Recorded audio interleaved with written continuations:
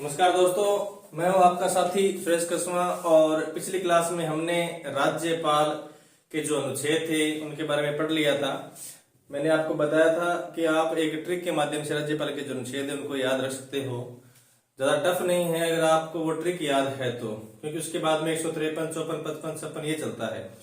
जैसे मैंने बताया था रा का नीप यो सस, ठीक है, रा का नीप यो सस, ये अगर आपने ट्रिक याद कर लिया तो राजस्थान के जो राज्यपाल है उसके जो अनुच्छेद हैं वो आप कभी नहीं बोलोगे, जीवन भर नहीं बोलोगे। ठीक है, तो आप उस ट्रिक से उसको याद रख सकते हैं, क्योंकि रट्टा मारने का प्रयास करोगे तो भूल जाओगे, बाद में कंफ्यूज हो जाएगा। ठीक है, तो आज अपने करेंगे राज्यपाल की जो अन्य शक्तियां हैं उनके बारे में विस्तार से चर्चा करेंगे। ठीक है, वेतन भत्तों के बारे में मैंने कल बता दिया था पिछली क्लास, अगर आपने नहीं देखी है तो आप मेरे जो YouTube चैनल है SK क्लासेस पीली बंगा उस पर जाकर इसको देख सकते हो। आज की जो वीडियो है थोड़ी लंबी हो सकती है, परंतु इस वीडियो के अंदर मैं आपको वो सब चीजें बता दूंगा कि जो राजस्थान का राज्यपाल था, किस राज्यपाल की क्या योग्यता थी, कहाँ का सदस्य था और उसके कार्यकाल में क्या मुख्य काम हुए थे। ठीक है, क्योंकि आजकल जो प्रश्न होते हैं वो अनुच्छेद से संबंधित कम आते हैं, जबकि ज्यादा प्रश्न जो आते हैं वो ये आते हैं कि फलाना राज्यपाल किस विधानसभा का अध्यक्ष था, फलाना राज्यपाल किस लोकसभा का सदस्य था, कौन सा राज्यपाल इनमें से संघ लोक सेवा आयोग का अध्यक्ष भी रह चुका है, कौन सा राज्य लोक सेवा आयोग का अध्यक्ष भी रह चुका है। इस प्रकार के प्रश्न आते हैं। पिछली बार भी कॉलेज लेक्चर में इस प्रकार का प्रश्न आया था और गत वर्ष जो परीक्षा हुई उसमें भी ऐसे प्रश्न बहुत सारे शामिल किए थे। तो उस सब के बारे में मैं आपको पूरे डिटेल यहाँ डाल दूंगा।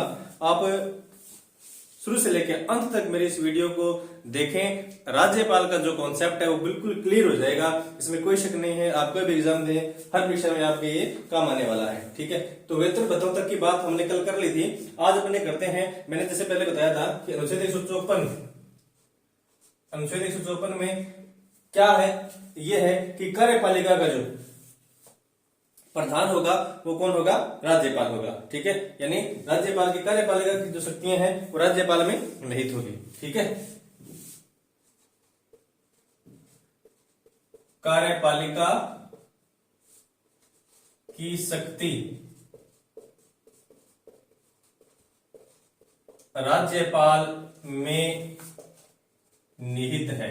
ठीक है, ये पहले मैंने लिखा दिया था, वैसे जो मैंने अनुच्छेद लिखा है उसमें बताया गया है। नंबर 153, अनुच्छेद 154, 55, 56, 57, 58, 59। ठीक है, इन सब अनुच्छेदों में मैंने पूरे राज्यपाल के जो अनुच्छेद है वो बता दिए। फिर भी थोड़ा सा बता रहा हूं आपको कि 154 नंबर अनुच्छेद में कार्यपालिका शक्ति राज्यपाल में नहीं है। अब कार्यपालिका शक्ति राज्यपाल में नहीं है, इसका मतलब कार्यपालिका जो गठन करेगा वो कौन करेगा, वो राज्यपाल करेगा। तो कार्यपालिका मैंने आपको बताया था मुख्यमंत्री होता है, मंत्रिमंडल होता है, महाधिवक्ता होता है और राज्यपाल होता है। तो राज्यपाल की नियुक्ति कौन करता है, राष्ट्रपति करता है। राज्यपाल अपना इस्तीफा किसको सौंपता है, राष्ट्रपति को सौंपता है। ठीक है ना। अब अनुच्छेद 154 कार्यपालिका शक्ति। अब अनुच्छेद 164 मुख्यमंत्री की नियुक्ति। कार्यपालिका शक्ति होती है तो 164 में किसकी नियुक्ति करेगा, वो मुख्यमंत्री की।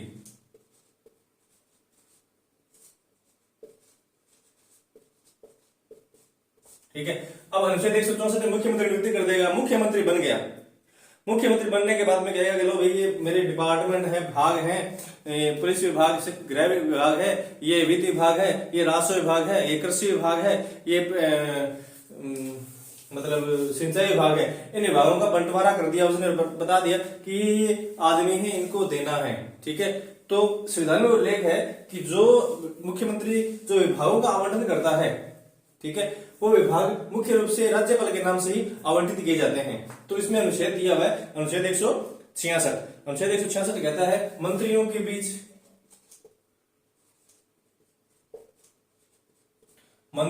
बीच शक्तियों का बंटवारा, या विभाग कह सकते हो आप कि मंत्रियों के बीच कार्य का आवंटन कह दो, चाहे आवंटन। ठीक है, मंत्रियों के बीच कार्य का आवंटन कौन करता है, राज्यपाल करता है। मुख्यमंत्री नियुक्ति कौन करता है, राज्यपाल करता है। और अगर संवैधानिक तंत्र विफल हो जाता है, राज्य में संवैधानिक तंत्र विफल हो जाता है, तो अनुच्छेद 356 के तहत राष्ट्रीय शासन कौन लागू करता है, राज्यपाल। कौन सा है, अनुच्छेद 300, ये सब भी लिख लो, अनुच्छेद है ये। ठीक है ना, अनुच्छेद 356 राज्य में संवैधानिक तंत्र विफल होने पर संवैधानिक तंत्र विफल होने पर राष्ट्रपति शासन की अनुशंसा करता है। राष्ट्रपति शासन की अनुशंसा, ठीक है ना। जैसे अनुच्छेद 1978 में भैरों सिंह सरकार विफल हो गई थी, ठीक है। तब उस समय के जो राज्यपाल थे उन्होंने संवैधानिक तंत्र विफल होने पर राज्य में राष्ट्रीय शासन लागू की अनुशंसा की थी, और राष्ट्रीय शासन लागू होते ही जो राज्य का पूरा जो कार्यभार है वो पूरा का पूरा राज्यपाल के हाथ में आ जाता है। फिर राज्यपाल के नाम से ही पूरा शासन चालू होता है। मुख्यमंत्री वही होता है और राज्यपाल भी वही होता है। जब अनुच्छेद 356 के तहत राष्ट्रीय शासन राज्य में लागू हो जाता है तो, ठीक है ना। अब बात करें नियुक्तियों की, तो उच्च न्यायालय के न्यायाधीश की नियुक्ति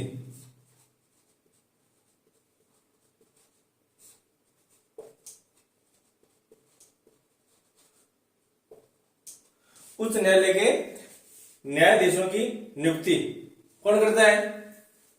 राष्ट्रपति। उच्च न्यायालय के न्यायाधीशों की नियुक्ति कौन करता है? राष्ट्रपति करता है, ठीक है ना। राज्यपाल लेना। उच्च न्यायालय के न्यायाधीशों की नियुक्ति राष्ट्रपति द्वारा की जाती है। नियुक्ति के समय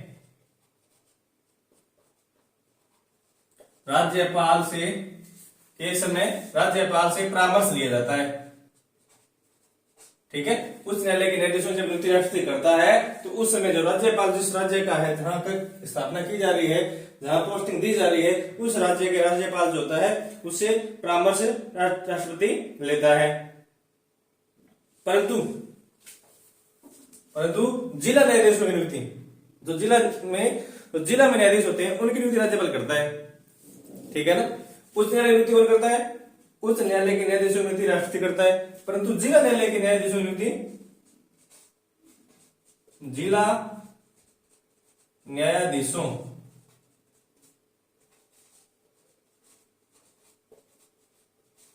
की नियुक्ति कौन करता है? राज्यपाल। परामर्श किससे लेता है?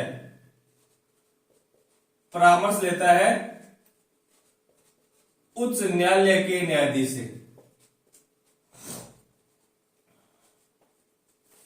उच्च न्यायालय के न्यायाधीश से, ठीक है ना। उच्च न्यायालय के न्यायाधीश नियुक्ति कौन करता है? राष्ट्रपति करता है और राज्यपाल के परामर्श से करता है। परंतु जिला न्यायाधीशों की नियुक्ति जो होता है वो राज्यपाल करता है और उच्च न्यायालय के न्यायाधीश के परामर्श से ही करता है। और क्या करता है? वो राज्य लोक सेवा आयोग के सदस्य व अध्यक्षों की नियुक्ति, ठीक है ना। बता देता हूं एक बार ये।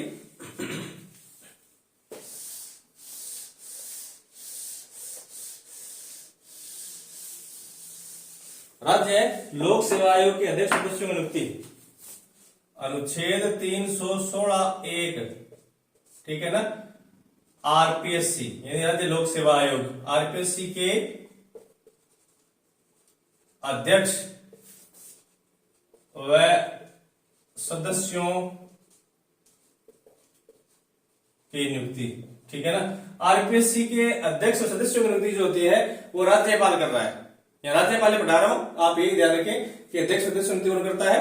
राज्यपाल करता है। परंतु इनको हटा नहीं सकता, परंतु नियुक्ति तो कर सकता है। राज्य लोक सेवा आयोग जो आरपीएससी के जो सदस्य हैं या अध्यक्ष हैं उनकी नियुक्ति तो राज्यपाल कर सकता है, परंतु इनको हटाने की जो शक्ति होती है वो राज्यपाल के पास नहीं होती, ठीक है ना। ये बात आप लिख सकते हो कि इनको हटा नहीं सकता, ठीक है। अगर कोई कदाचार है, कुछ इनके ऊपर आरोप लगते हैं तो उस समय इनको हटाने की जो शक्ति होती है वो कौन किसके पास होती है? राष्ट्रपति के पास। किसके पास होती है? 317(1). हटाने की शक्ति किसके पास होती है? राष्ट्रपति के पास, ठीक है ना। परंतु अगर इन सदस्यों के ऊपर किसी प्रकार का कोई आरोप लगा हुआ है और न्यायालय में कोई मुकदमा पेंडिंग है, चल रहा है, ठीक है ना, तो उनको निलंबित कर सकता है कौन? राज्यपाल। नियुक्ति राज्यपाल करता है, हटाने की शक्ति किसके पास होती है? राष्ट्रपति के पास होती है, ठीक है। परंतु जांच के दौरान निलंबित करने की शक्ति राज्यपाल के पास होती है। क्या करने की शक्ति? निलंबन करने की शक्ति। ठीक है ना। आरपीएससी के अध्यक्ष सदस्यों की नियुक्ति राज्यपाल करता है, हटा कौन सकता है? राष्ट्रपति। परंतु निलंबन कौन कर सकता है? निलंबन करने की शक्ति किसके पास होती है? राज्यपाल के पास होती है। वो निलंबित कर सकता है अगर उनके खिलाफ किसी प्रकार कोई मुकदमा चल रहा है। ठीक है। इसके अलावा राज्य महाधिवक्ता की नियुक्ति, अनुच्छेद 165 किसकी नियुक्ति? राज्य महाधिवक्ता। राज्य महाधिवक्ता की नियुक्ति कौन करता है? राज्यपाल करता है। राजस्थान में या राज्य में सबसे बड़ा कानूनी अगर विद्वान है तो वो कौन होता है? राज्य महाधिवक्ता होता है। ये कार्यपालिका का सदस्य होता है, परंतु इसे कार्यपालिका में मत देने का अधिकार नहीं होता। ठीक है ना। विधानसभा में इसको मत देने का अधिकार नहीं होता है। ये विधानसभा में बैठता है क्योंकि कानूनी अधिकारी सबसे बड़ा राज्य में यही होता है, महाधिवक्ता। अनुच्छेद 165 में इसकी नियुक्ति कौन करता है? राज्यपाल करता है। इतनी भी नियुक्तियां हैं राज्यपाल करता है, ये मुख्यमंत्री की अनुशंसा पर करता है। ठीक है ना।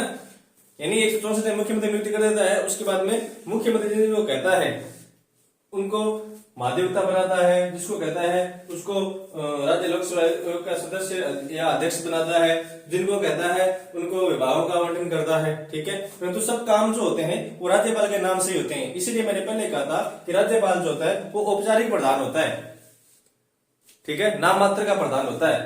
वास्तविक प्रधान जो होता है वो कौन होता है? मुख्यमंत्री होता है। ठीक है। इसके अलावा राज्य निर्वाचन आयोग की नियुक्ति,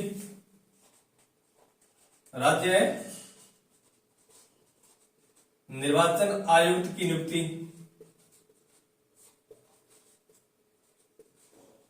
राज्य निर्वाचन आयुक्त की नियुक्ति। राज्य निर्वाचन आयुक्त क्या होता है? देखो, एक होता है निर्वाचन आयुक्त, सेंटर में जो होता है निर्वाचन आयुक्त होता है।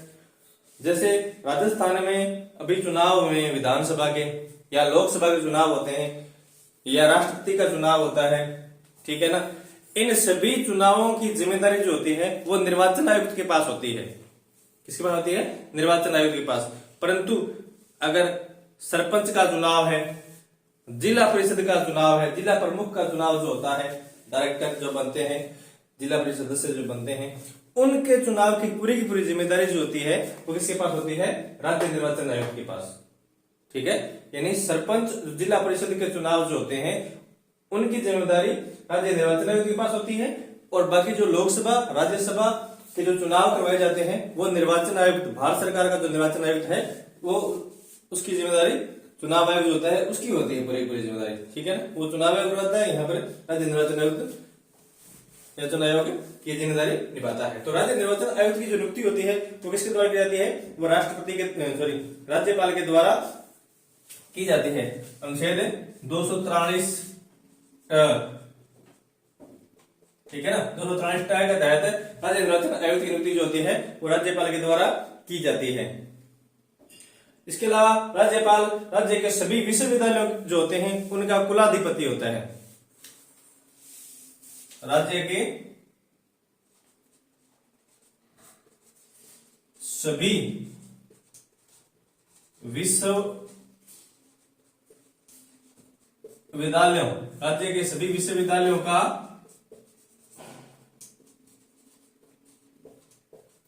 कुलाधिपति होता है तथा उनके कुलपति की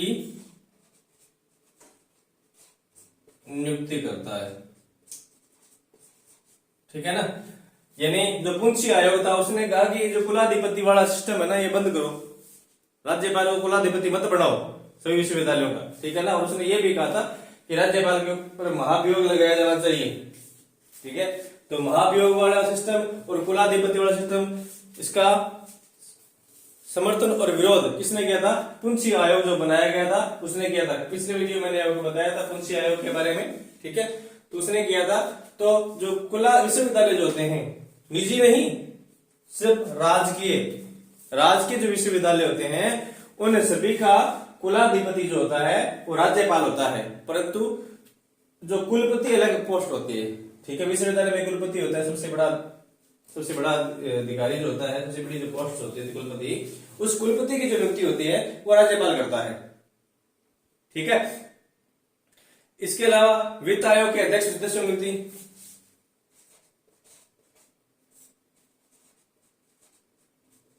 आयोग के अध्यक्ष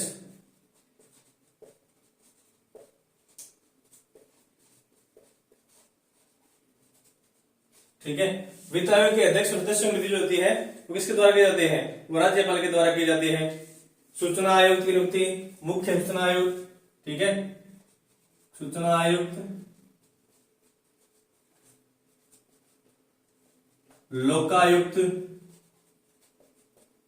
ठीक है, सूचना आयुक्त हो, लोकायुक्त हो या मुख्य सूचना आयुक्त हो, इन सब की जो नियुक्ति होती है वो किसके द्वारा की जाती है, वो राज्यपाल के द्वारा की जाती है। तो ये मुख्य मुख्य नियुक्तियां हैं। इसके अलावा जो विधान परिषद है उसमें 1/4 सदस्य, जैसे अपने राजस्थान में तो विधान सभा है सिर्फ, ठीक है, विधानमंडल जो होते हैं उसके 2 सदन होते हैं, एक तो होती है विधान परिषद और एक होती है विधानसभा। पीछे ये प्रस्ताव रखा गया था कि राजस्थान में विधान परिषद का गठन किया जाएगा, ठीक है, परंतु अभी तक हुआ नहीं है। उसमें भी प्रावधान है कि विधान परिषद में 1/4 सदस्य, जैसे अपने जो विधान परिषद थी उसमें 66 सदस्यों का प्रावधान था, ठीक है, 1/3 जितने सदस्य विधानमंडल में विधानसभा में होते हैं उसका 1/3 सदस्य जो होते हैं वो विधान परिषद में होते हैं न्यूनतम, ठीक है। तो 1/3 का मतलब 66 आदमी, यानी 66 आदमी विधान परिषद को चलाते राजस्थान में। अगर विधान परिषद का गठन हो जाता तो उस 66 में से 1/6 सदस्य जो होता है वो राज्यपाल है, जो संस्कृति, संगीत, कला, वाणिज्य, इन सब में जो श्रेष्ठ व्यक्ति है उनको नियुक्त कर सकता है, ठीक है ना। कितने, 1/6 सदस्य किसमें, विधान परिषद, 1/6 सदस्य विधान परिषद में नियुक्त करने की शक्ति किसके पास होती है, राज्यपाल के पास होती है, ठीक है। ले लीजिए, इसको हटा देते हैं।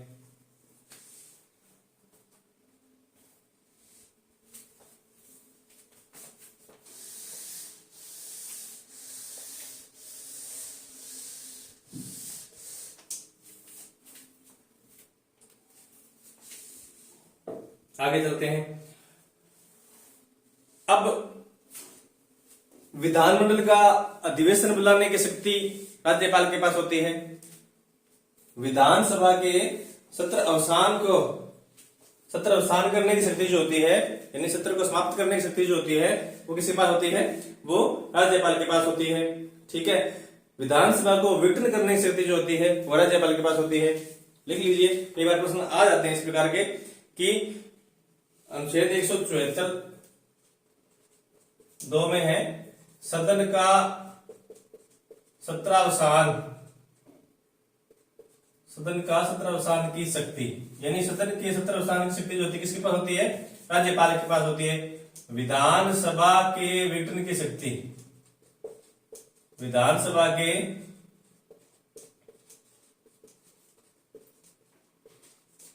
विघटन की, सदन के सत्रावसान की शक्ति और विधानसभा के विघटन की शक्ति दोनों किसके पास होती है, राज्यपाल के पास होती है, ठीक है।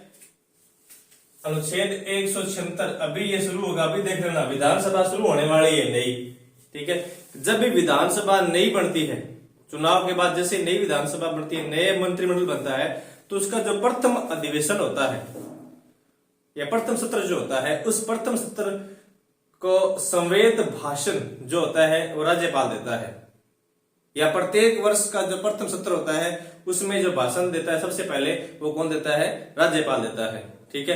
राज्य की जो आय व्यय है, जब राज्य का बजट पेश किया जाता है तो उसे बजट को पहले मंत्रिमंडल के समक्ष कौन लेके आता है, राज्यपाल लेके आता है, ठीक है ना। आय व्यय का पूरा ब्यौरा वर्तता है। जो राज्य की आकस्मिक निधि होती है उस आकस्मिक निधि का जो प्रमुख होता है वो राज्यपाल होता है, आकस्मिक निधि का। ठीक है, अचानक से कोई आपदा आ गई, अचानक से कोई किसी जिले में कहीं कोई विपत्ति आ गई है, तो उस समय जो आकस्मिक निधि जो होती है उसमें से पैसे निकालने की जो शक्ति होती है राज्यपाल के पास होती है। राज्यपाल की अनुमति से ही वहां से पैसे निकाला जा सकता है, धन निकाला जा सकता है। ठीक है, तो इस क्षेत्र में क्या है, साधारण निर्वाचन के पश्चात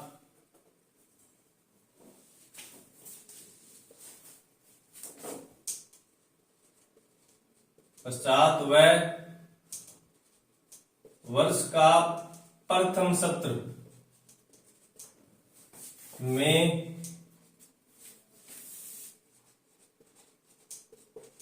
समवेत क्या होता है, सभी दल। ऐसा नहीं कि जो जीता हुआ दल है वही होता है, नहीं, जितने भी दल है उनके जितने भी विधायक होते हैं, ठीक है ना, उन सभी विधायकों को, और जो दूसरा सदन होता है, अगर कहीं जैसे अपने विधानमंडल है जहां विधान परिषद है वहां भी उन सभी सदस्यों और दोनों सदनों का संवेद जो अभिभाषण करता है वो कौन करता है, राष्ट्रपति करता है, सॉरी राज्यपाल करता है। दोनों सदनों में संवेद अभिभाषण, ये प्रश्न एक बार आ चुका है, दोनों सदनों।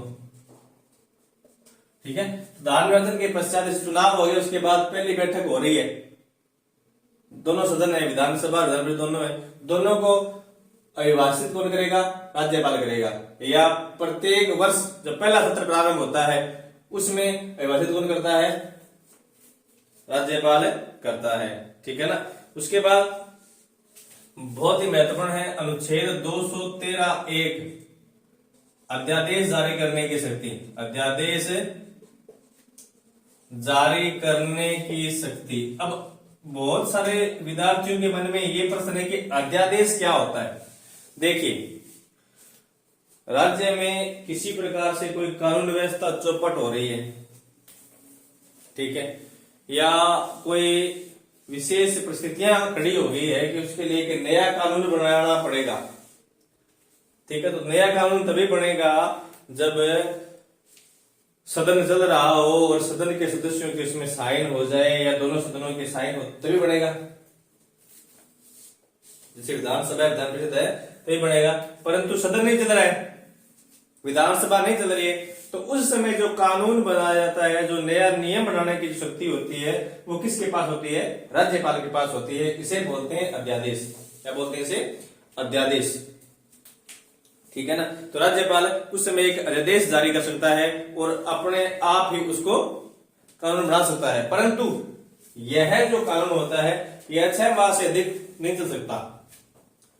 अगर इसको चलाना है तो जो विधानसभा या विधान परिषद की जब बैठक होगी उस समय इसको पास करना जरूरी है। अगर ये पास नहीं होता है तो ये अपने आप ही क्या हो जाता है, निरस्त हो जाता है। समझ गए ना बात को, यानी ये होता है अध्यादेश। तो इसे अध्यादेश जारी करने की तीसरी बात होती है राज्यपाल के पास होती है। ठीक है, राज्यपाल ये अध्यादेश जारी कर सकता है। तो कौन सी शक्ति है ये, अनुच्छेद 213 फर्स्ट में अध्यादेश जारी करने की शक्ति जो होती है वो राज्यपाल के पास होती है। पिछली बार जो कॉलेज लेक्चर एग्जाम थे उसमें एक प्रश्न पूछा गया था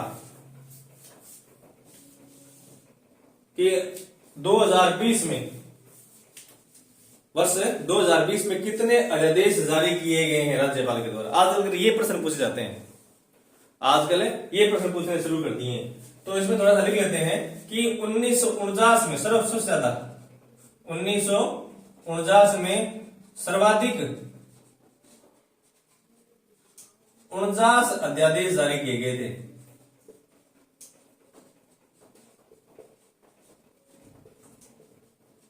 उन्नीस में सर्वाधिक 49 अध्यादेश जारी किए गए थे। प्रश्न आया हुआ है पिछली परीक्षा में, ठीक है ना।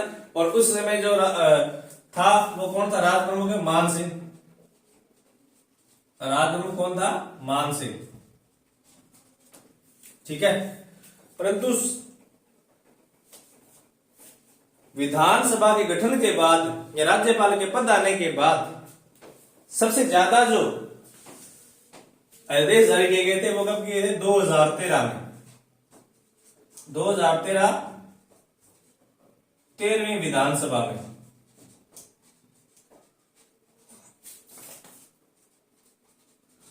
सर्वाधिक 13 अध्यादेश जारी किए गए थे। कितने थे? 13 अध्यादेश। सर्वाधिक 13 अध्यादेश 2013 13वीं विधानसभा में जारी किए गए थे, जिसमें राज्यपाल थे मार्गरेट अल्वा। कौन थी? Margaret Alva. ठीक है। और मुख्यमंत्री थे अशोक गहलोत। मुख्यमंत्री कौन थे? अशोक गहलोत। ठीक है। 13वीं विधानसभा में सर्वाधिक 13 अध्यादेश जारी किए गए थे, जिसके राज्यपाल थे मार्गरेट अल्वा और मुख्यमंत्री थे अशोक गहलोत। अब बात करें 2009 से। अब एक क्वेश्चन ये पूछा गया था, 2013 में 13वीं विधानसभा में 30 अध्यादेश, 13वीं विधानसभा जिसमें सर्वाधिक 30 अध्यादेश जारी किए गए थे। अब प्रश्न ये पूछा था कि 2020 में कितने अध्यादेश जारी किए थे? तो 2020 के अंदर कुल 8 अध्यादेश जारी किए थे। 2020 में प्रश्न आया हुआ है, कुल कितने थे? 8। ठीक है। परंतु 2019 से लेकर अक्टूबर 2023 तक कुल 13 अध्यादेश जारी हुए हैं।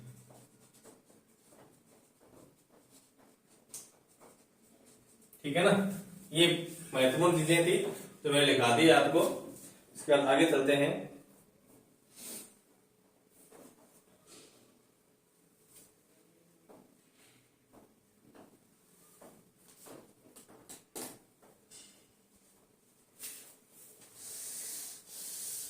अब आगे देखो, वित्त आयोग का गठन हर 5 वर्ष बाद राज्यपाल वित्त आयोग गठन करता है। कितने साल बाद? 5 वर्ष बाद। ठीक है ना। तो वित्त आयोग के अध्यक्ष सदस्य नियुक्ति कौन करता है? राज्यपाल करता है। ठीक है। 5 वर्ष बाद वित्त आयोग का गठन। 5 वर्ष बाद राज्यपाल वित्त आयोग का गठन करता है।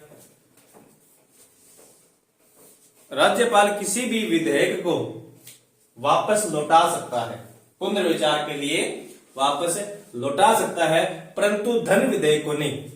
अगर विधानसभा के द्वारा धन विधेयक प्रस्ताव राज्यपाल के पास भेजा जाता है तो उसको राज्यपाल वापस नहीं लौटा सकता। ठीक है ना। और किसी भी विधेयक को वापस लौटाने की उसके पास शक्ति होती है। ठीक है।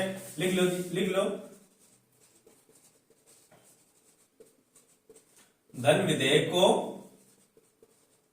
वापस नहीं लौटा सकता राज्यपाल। ये शक्ति राज्यपाल के पास नहीं होती है कि धन विधेयक को लौटा दे। अनुच्छेद 161 क्षमादान की शक्ति। अनुच्छेद 161 में क्या होती है?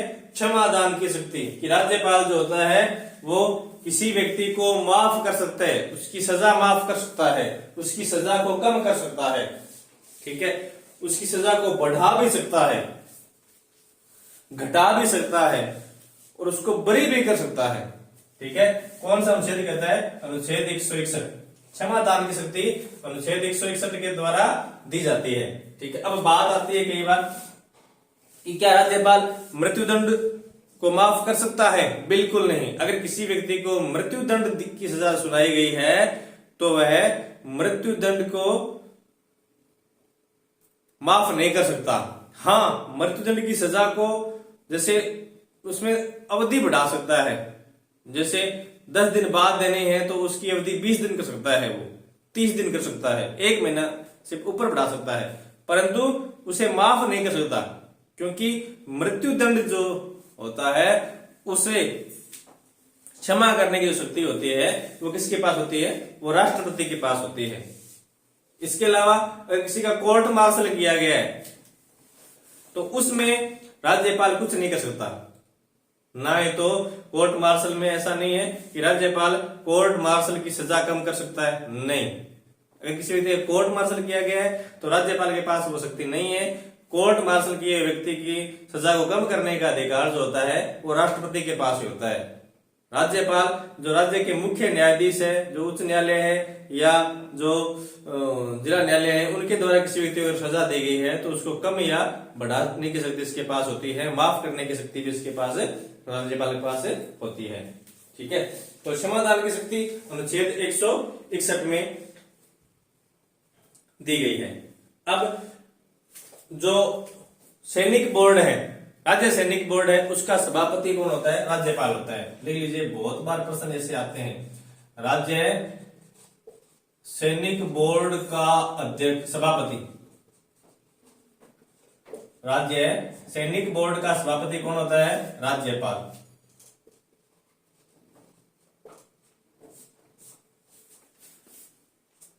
राज्य सैनिक बोर्ड का सभापति राज्यपाल होता है। पश्चिमी क्षेत्र सांस्कृतिक केंद्र उदयपुर का सभापति, पश्चिमी क्षेत्र सांस्कृतिक केंद्र उदयपुर, इसका सभापति कौन है? राज्यपाल। वेरी वेरी इंपॉर्टेंट है ये। पश्चिमी क्षेत्र सांस्कृतिक केंद्र उदयपुर का सभापति कौन है? राज्यपाल। ठीक है, इसके अलावा रेड क्रॉस सोसाइटी का अध्यक्ष,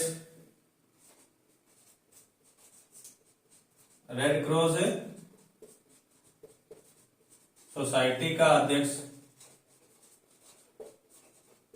रेड क्रॉस सोसाइटी का अध्यक्ष जो होता है वो कौन होता है? राज्यपाल होता है। इसके अलावा स्काउट गाइड का संरक्षक, स्काउट गाइड का संरक्षक, ठीक है ना। स्काउट गाइड का संरक्षक जो होता है वो कौन होता है? स्काउट गाइड का संरक्षक राज्यपाल होता है। ठीक है, रेड क्रॉस सोसाइटी का अध्यक्ष होता है, स्काउट गाइड का संरक्षक होता है, पश्चिमी क्षेत्र सांस्कृतिक केंद्र उदयपुर का सभापति होता है, राज्य सैनिक बोर्ड का सभापति होता है। महत्वपूर्ण चीजें हैं, परीक्षा की दृष्टि से बहुत ही महत्वपूर्ण है। इसके अलावा अभी संविधान पार्क की स्थापना की गई है। बता सकता है कोई संविधान पार्क कहाँ है? अगर आपको पता हो तो मेरे कमेंट बॉक्स में जरूर लिखकर भेजना। मैं बताऊंगा नहीं संविधान पार्क है क्या, आपने लिख के भेजना है। ठीक है, संविधान पार्क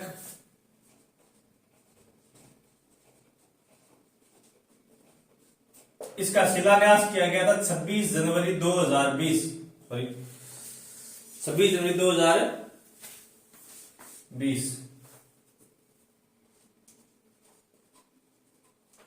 26 जनवरी 2020 को इसका क्या किया गया था? शिलान्यास किया गया था संविधान पार्क का। ठीक है, परंतु बनकर कब तैयार, उद्घाटन से कब होता है? उद्घाटन हुआ था 3 जनवरी 2023।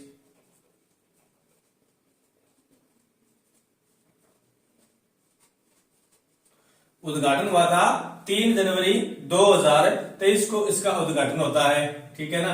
अब यह आम जनता के लिए नहीं खोला गया था, संविधान पार्क है ये आम जनता के लिए नहीं खुला है, परंतु शुक्रवार और शनिवार 2 दिन यहां आम जन जा सकता है। ठीक है, आम जन का प्रवेश कब मिलता है? यहां पे शुक्रवार और शनिवार, शुक्रवार व शनिवार। ठीक है, संविधान पार्क का शिलान्यास 26 जनवरी 2020 को किया गया, उद्घाटन इसका 3 जनवरी 2023 को किया गया। आम जन का प्रवेश शुक्रवार व शनिवार को यहां है। ठीक है ना। तो ये था राज्यपाल। अब वीडियो काफी लंबी बन गई है शायद ये, चलिए इस वीडियो को इतना ही करवाएंगे, काफी लंबी बनती जा रही है क्योंकि अभी जो राज्यपाल से संबंधित महत्वपूर्ण तथ्य जो है वो मैं आपको इस वीडियो में नहीं करवाऊंगा, अगली वीडियो में करवाऊंगा, इसलिए आप मेरी अगली वीडियो जरूर देखें। ठीक है, तो आज के लिए इतना ही। अगली वीडियो में मैं लेके आऊंगा राज्यपाल के महत्वपूर्ण तथ्य जो कि परीक्षा की दृष्टि से बहुत ही महत्वपूर्ण है। आप कोई भी एग्जाम दोगे आपको कम से कम एक प्रश्न वहां उनमें से जरूर मिल जाएगा। जय हिंद, जय भारत। अगर आपको मेरी वीडियो अच्छी लगी हो तो सब्सक्राइब और शेयर जरूर करें।